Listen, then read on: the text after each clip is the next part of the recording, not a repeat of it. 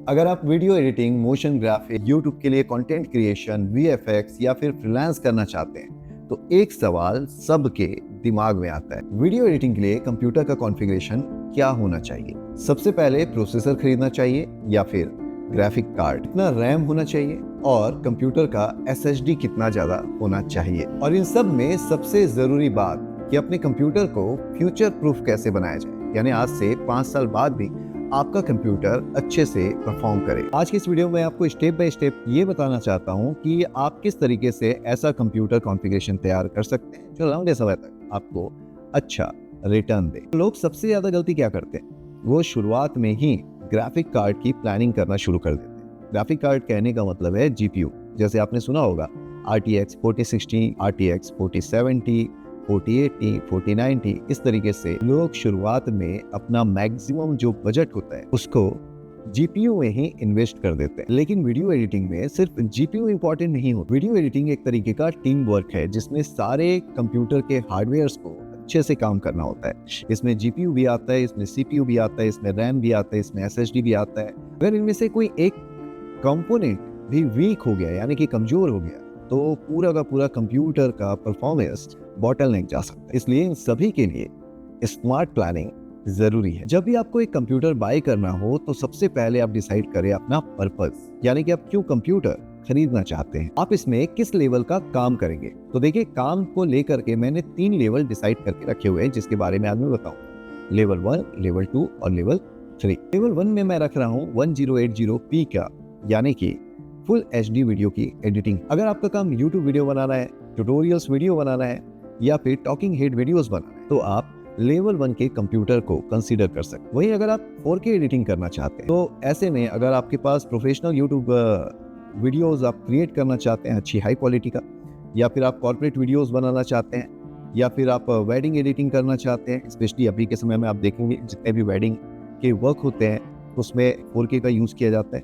तो इन सारे काम के लिए आपको यूज करना होगा यहाँ पे लेवल 2 का जो कंप्यूटर है उसको। वही मैं जितने भी हैवी वर्क है उनको रखता हूँ लेवल 3 पे। हैवी वर्क कहने का मतलब है After Effect, new, 3ds Max, Maya, Blender, Premiere, इन सभी को जब आप कंबाइन करके काम करते हैं, आप हो सकता है कि अपने कंप्यूटर पे ग्राफिक डिजाइनिंग भी करें, वीडियो एडिटिंग भी करें, 3D एक्सटीरियर विजुअलाइजेशन भी करें, तो इन सब के लिए आपको लेवल 3 का कंप्यूटर खरीदना होगा। अगर आप इन सभी पर्पस में से अपना पर्पस सेलेक्ट कर चुके हैं उस हिसाब से आप अपने कंप्यूटर का कॉन्फ़िगरेशन तैयार कर सकते हैं। चलिए अब हम बात करते हैं कि प्रोसेसर सबसे ज्यादा इंपॉर्टेंट क्यों होता है। क्योंकि मैंने शुरुआत में कहा कि आपको जीपीयू से प्लानिंग शुरू नहीं करना है, बल्कि आपको अपने प्लान की शुरुआत करनी है सीपीयू से। देखिए, वीडियो एडिटिंग करते समय पीसी का जो ब्रेन होता है वो होता है प्रोसेसर। अगर प्रोसेसर वीक है तो टाइमलाइन जो है वो आपका लैग करने लगेगा, प्रीव्यू जो है वो आपका स्लो हो जाएगा, रेंडरिंग करने में आपको ज्यादा समय लगेगा। देखिए, अगर हम 2026 की बात करें तो इस समय मिनिमम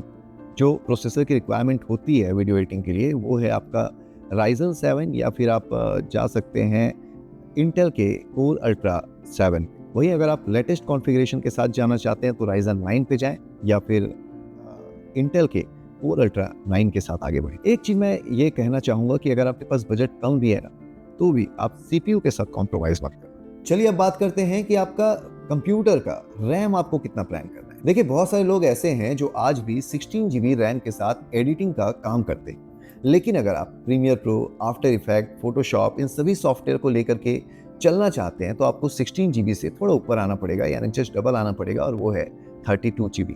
इसके अलावा अगर आप चाहते हैं कि उससे भी ज़्यादा काम करना, जैसे कि 3D पे काम करना चाहते हैं, VFX पे काम करना चाहते हैं, तो आप 64 GB रैम के साथ जा सकते हैं। इसलिए मैंने लेवल 1 पे 16 GB, लेवल 2 पे 32 GB और लेवल 3 पे 64 GB रैम को रखा हुआ है। अब देखिए, इसमें मैं ये भी कहना चाहूँगा कि अगर आप बिल्कुल नया कंप्यूटर अभी बना रहे हैं तो डायरेक्ट 32 GB या 64 GB पे स्विच ना करें। शुरुआत आप 16 GB से करें और जैसे जैसे आपको ज़रूरत पड़ते जाए आप रैम को आगे चल के इम्प्रूव कर सकते हैं। अब समझ लेते हैं SSD का इम्पोर्टेंस। देखिए, SSD कहने का मतलब है सॉलिड स्टेट ड्राइव, और ये एक तरीके का स्टोरेज डिवाइस है। SSD डेटा को स्टोर करने के साथ साथ आपके कंप्यूटर की स्पीड को भी चेंज कर देता है। इसलिए मैं 3 लेवल में आपको SSD के बारे में यहाँ पे सजेशन देता हूँ। अगर आप लेवल 1 के लिए कंप्यूटर तैयार कर रहे हैं तो फिर आपको वहाँ पे 512 का SSD चलेगा। अगर आप लेवल 2 के लिए कंप्यूटर सिस्टम तैयार कर रहे हैं तो वहाँ पे आपको जाना चाहिए 1 TB SSD में। और लेवल 3 के लिए आप 2 TB SSD में जा सकते हैं। इस तरीके से जो अपग्रेड करने का प्रोसेस है, जैसे कि मैंने आपको बताया कि आप शुरुआत 512 से कर सकते हैं, आगे चल के 1 TB और आगे चल के 2 TB में भी जा सकते हैं।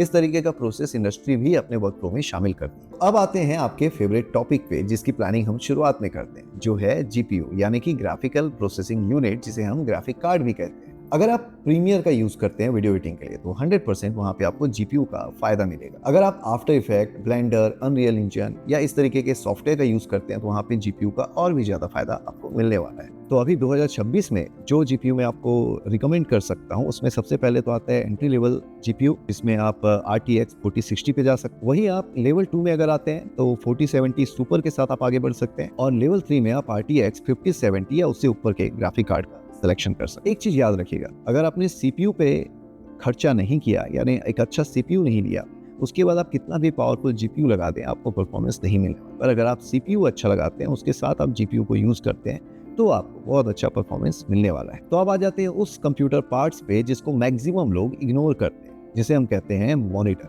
जी, आपका मैक्सिमम समय जब भी आप काम करेंगे तो कहाँ गुजरने वाला है? मॉनिटर के सामने, यानी स्क्रीन के सामने। अब जब आप इतना समय उस स्क्रीन को देखने में देने वाले हो, तो उसमें आपका कलर एक्यूरेसी मैटर करता है, साथ ही आपके आई पे ज़्यादा प्रॉब्लम ना हो, ये भी आपको ध्यान देना है। और रिजोल्यूशन की बात करें तो आप 4K के साथ आगे बढ़ सकते हैं। देखिए, यहाँ पे अगर आप मॉनिटर सेलेक्ट करते हैं तो वीडियो एडिटिंग जैसे काम के लिए आपको मिनिमम 24 इंच IPS मॉडल वाले मॉनिटर के साथ आगे बढ़ना चाहिए। बाकी आप चाहें तो फिर लेवल 2 और लेवल 3 में उससे बड़े साइज का मॉनिटर और हाई रेजोल्यूशन का मॉनिटर यूज कर सकते हैं। और अगर पॉसिबल हो सके तो आप ड्यूअल मॉनिटर सेटअप का भी यूज कर सकते हो। मैं भी फिलहाल ड्यूअल मॉनिटर सेटअप यूज करता हूँ। तो चलिए अब बात करते हैं उन सारे कंपोनेंट की जिसके बारे में सबसे आखिरी में बात किया जाता है। इसमें आ जाता है PSU यानी कि पावर सप्लाई यूनिट। अब देखिए, इतना पावरफुल कॉन्फ़िगरेशन जब आप तैयार करेंगे तो उसको चलाने के लिए अच्छा खासा आपको पावर सप्लाई यूनिट भी चाहिए। तो मेरा जो सजेशन है इसमें है कि आप लोकल PSU पे बिल्कुल नहीं ना जाइएगा। यहाँ पे आपको क्या यूज करना है, 750 वॉट के साथ गोल्ड एडिशन का आप यूज करें। कंप्यूटर की कूलिंग के लिए आप अच्छे एयर कूलर का यूज कर सकते हैं। जैसे कि आपको पता है कि हम रहते हैं भाई भारत में, और स्पेशली मैं जिस जगह पे रहता हूँ, यहाँ पे कई बार अचानक लाइट चली आती है। अब ऐसे में मुझे अपने डेटा को सेव करना होता है और साथ ही साथ मेरे कंप्यूटर को पावर कट होने से बचाना भी होता है। तो इसके लिए मैं यूज करता हूँ UPS।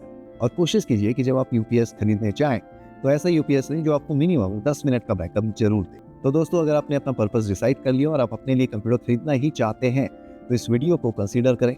इसमें बताए हुए जो भी बातें हैं इसको एक बार वापस से आप रिपीट करके देख सकते हैं और अपने लिए कंप्यूटर का कॉन्फ़िगरेशन तैयार कर सकते हैं। तो देखिए, अगर आप इसी तरीके से अपने कंप्यूटर कॉन्फ़िगरेशन की प्रॉपर प्लानिंग करते हैं और खरीदने से पहले प्रॉपर रिसर्च कर लेते हैं तो आगे आने वाले जो 5 साल हैं वहाँ तक आपका कंप्यूटर आपके साथ कदम से कदम मिला के चलने वाला। ठीक है, अब आपकी बारी है। अब आप कमेंट करके बताएं कि आपका कंप्यूटर का कॉन्फ़िगरेशन क्या है और आप कौन कौन से सॉफ्टवेयर का इस्तेमाल करते हैं। अब अगर आप यहाँ तक आ ही चुके हैं और वीडियो आपको पसंद आ चुकी है तो वीडियो को लाइक कर दें, कमेंट जरूर करें, और अगर चैनल पे पहली बार आए हैं तो चैनल को सब्सक्राइब कर लें। मिलते हैं अगले वीडियो में, तब तक के लिए लेते रहें VFX वाला ज्ञान। धन्यवाद।